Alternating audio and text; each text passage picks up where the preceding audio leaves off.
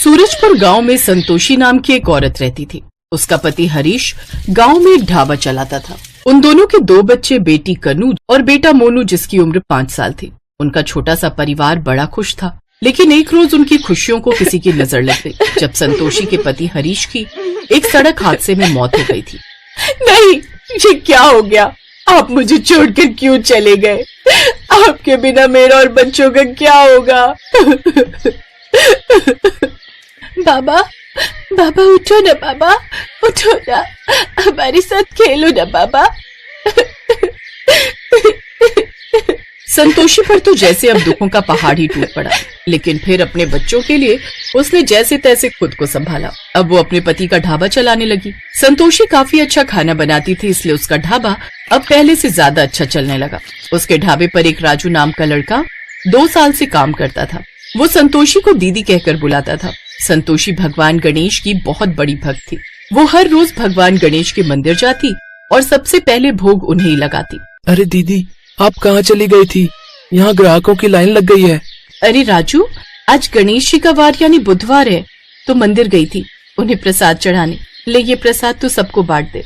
संतोषी के ढाबे के बगल में ही सेठ धनराज का भी ढाबा था, लेकिन संतोषी के ढाबे पर अच्छा खाना मिलने की वजह से सेठ का ढाबा कुछ खास नहीं चलता था, इसलिए सेठ संतोषी से बहुत चिढ़ता था।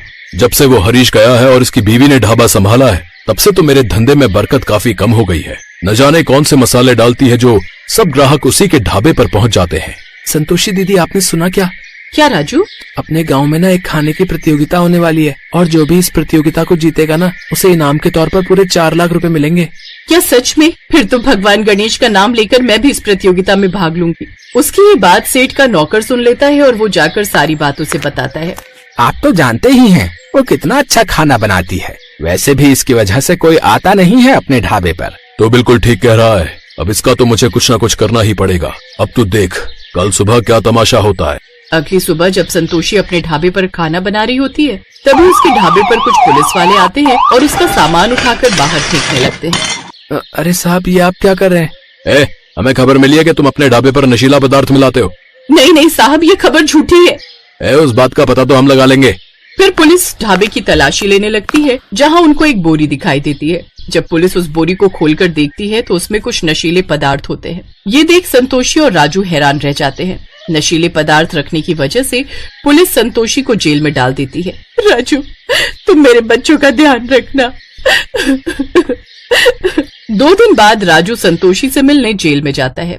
मेरी तो कुछ समझ में नहीं आ रहा है, ये सब क्या हो गया? कल प्रतियोगिता है, अब आप उसमें भाग कैसे लोगी? आप तो जानती हो कि हमें पैसों की कितनी जरूरत है। तू चिंता मत कर, गणेश जी है ना, वो कुछ न कुछ मदद हमारी जरूर करेंगे। तू जा और बच्चों को जाकर खाना खिला दे और उनको बोलना उनकी माँ जल्दी ही आएगी। राजू वहाँ से चला जाता है। जेल में बैठी हुई संतोषी भगवान गणेश को याद करती है और हाथ जोड़कर उनसे प्रार्थना करती है। हे प्रभु, मैंने ऐसा क्या किया है जो मुझे इसकी ऐसी सजा मिल रही है? मैंने तो हमेशा आपका नाम लिया है, हर रोज आपकी पूजा अर्चना की है। मेरे अलावा मेरे बच्चों का इस दुनिया में कोई नहीं है। कल प्रतियोगिता है, मैं क्या करूं? आप मेरी मदद कीजिए गणपति बप्पा, मेरी मदद करो गणपति।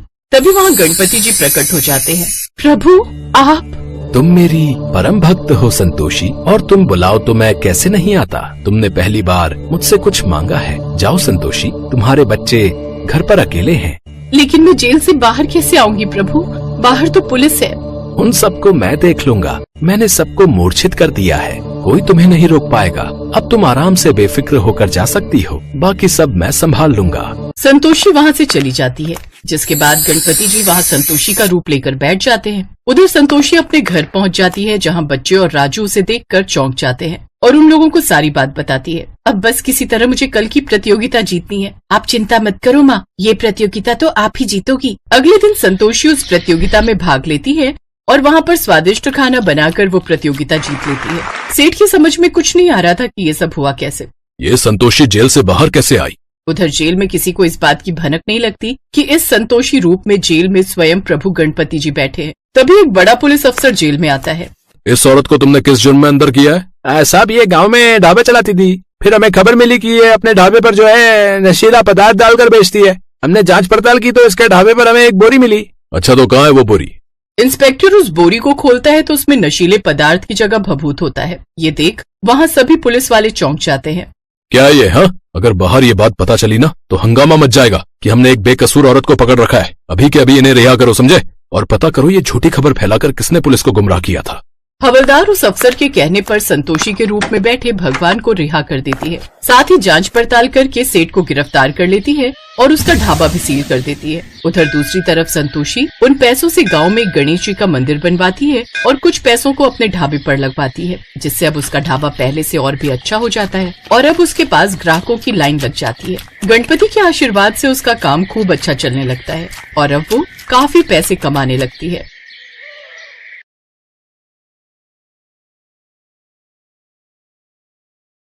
एक समय की बात है, किसी गांव में एक सेठ सेठानी रहा करते थे। सेठ भगवान गणेश जी का बहुत बड़ा भक्त था और सदैव उनकी पूजा करता था। वो कभी भी कोई भी काम करने से पहले भगवान को याद करना कभी नहीं भूलता था। एक बार भगवान गणेश जी रूप बदलकर सेठ के खेतों से गुजर रहे थे। बहुत भूख लगी है, कुछ खा लेता हूँ। ये तो उसी सेठ का खेत है जो नियमित मेरी पूजा करता है। भूख बहुत जोरों की लगी है, गेहूं के कुछ दाने तोड़कर खा लेता हूँ। गणेश जी ने सेठ के खेत से गेहूं के 12 दाने तोड़कर खा लिए। फिर उन्होंने सोचा, मैंने ये कैसी भूल कर दी। मैंने सेठ से बिना पूछे ही उसके खेतों से गेहूं के दाने खा लिए। ये तो चोरी हुई और इस बात का दंड मुझे स्वयं भोगना होगा। गणेश जी ने एक साधारण लड़के का रूप धारण कर लिया और फिर सेठ के पास पहुंचे। नमस्ते सेठ जी, मेरा नाम गणेशा है। मुझे कोई काम मिलेगा? मैं बड़ी दूर से आया हूँ। यदि आप मुझे कोई काम दे दोगे तो आपकी बड़ी मेहरबानी होगी। गणेशा, मैं तुझे काम तो दे देता, पर आजकल मेरे काम में भी बहुत घाटा चल रहा है। मैं तुझे तनख्वाह नहीं दे पाऊंगा। हाँ, मेरे पास तुझे 2 वक्त की रोटी और रहने की जगह मिल जाएगी। ठीक है सेठ जी, मैं सारा काम कर लूंगा, आप चिंता मत करो। धीरे धीरे गणेश जी नौकर के रूप में सेठ के घर नौकरी करने लगे। वो घर और दुकान का सारा काम संभाल लेते थे, जिससे सेठ बहुत खुश था। एक दिन सेठानी जब शौच से निवृत्त होकर अपने हाथ राख से धो रही थी तो नौकर बने गणेश जी ने सेठानी को टोका। सेठानी जी, जब तक हम अपने हाथों को मिट्टी से नहीं धो लेते तब तक वो स्वच्छ नहीं होते, इसलिए आप अपने हाथों को राख की जगह मिट्टी से धोया करिए। तू एक नौकर होकर मुझे समझाएगा? तेरी हिम्मत कैसे हुई? मैं अभी तेरी शिकायत सेठ जी से करती हूँ। सुनो जी, मैं जब शौच से निपट कर आई और अपने हाथ राख से धोने लगी तो गणेशा ने मुझसे कहा कि मैं अपने हाथों को मिट्टी से धोया करूं। क्या ये बात सही है? गणेशा, बात तो तू सही कह रहा है। जब तक मिट्टी से हाथ नहीं धो लेते तब तक हाथ स्वच्छ नहीं होते। ये गणेशा तो बहुत समझदारी की बातें करता है, हमारा भला सोचता है। सुनो जी, कल मुझे गंगा स्नान के लिए जाना है, तुम चलोगे साथ? कल्याणी, तुम एक काम करो, कल गणेशा के साथ ही चली जाना, मुझे दुकान पर काम है। आप चिंता मत करो, मैं सेठानी जी का पूरा ध्यान रखूंगा और अच्छे से गंगा स्नान करवाऊंगा। अगले दिन सेठानी गणेशा के साथ गंगा घाट पहुंचती है। सेठानी गंगा के किनारे पर ही बैठकर स्नान कर रही थी। गणेश जी वहां गए और सेठानी जी को बीच गंगा में ले जाकर डुबकी लगाकर वापस किनारे पर ले आए। इस पर सेठानी जी बहुत गुस्सा हुई। उन्होंने गणेशा से कहा, गणेशा, ये तुमने क्या किया? मैं किनारे पर बैठकर ही स्नान करना चाहती थी, मुझे डुबकी नहीं लगानी थी। सेठानी जी, जब तक गंगा स्नान में गंगा जी में डुबकी ना लगाई जाए तब तक मोक्ष की प्राप्ति नहीं होती। गंगा स्नान तो डुबकी लगाकर ही पूर्ण होता है। मुझे ज्यादा समझाने की जरूरत नहीं है। सेठानी घर जाकर ये बात सेठ को बताती है। गणेशा, तुमने ऐसा क्यों किया?